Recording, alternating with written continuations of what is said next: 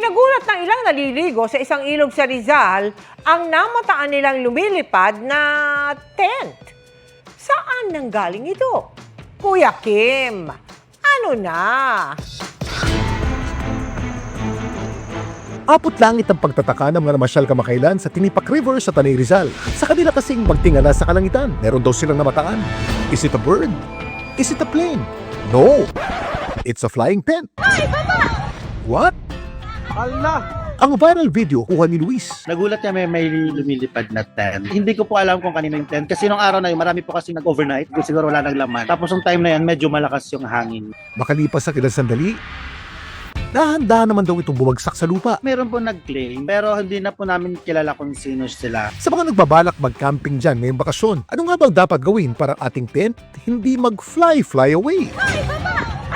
Kuya Kim, ano na? Ang mga tent nagsilbing kalungan ng mga sinaunang tao, libu-libong taon na nakakaraan. Ang mga tent noon gawa sa animal hide o balat ng hayop, mga sanga ng puno at plant materials. Ang isa sa oldest verified tent nagmula pa noong 40,000 BC. Nadiskubre ito sa Russia at gawa ito sa animal hide at mammoth tusk. Ang mga tent naman natin ngayon, gawa sa mga lightweight materials gaya ng polyester, nylon at cotton. Kaya ang dali talaga nitong liparin ng hangin. Payo ng isang camper. Hindi po yun kasi 3-season tent. So magkaiba po kasi yung ginagamit talaga na tent pag umakyat po ng bundok. Yung sa viral na lumilipad yung tent, yun po yung beach tent. Hindi ganun katibay sa malakas na hangin o kaya sa ulan. Hilira yung peg sa beach tent. Yung pegs, yun yung panglock sa tent na nakabaon sa lupa. Laging tandaan, importante ang may alam. Ito po si Kuya Kim at sagot ko kayo, 24 oras.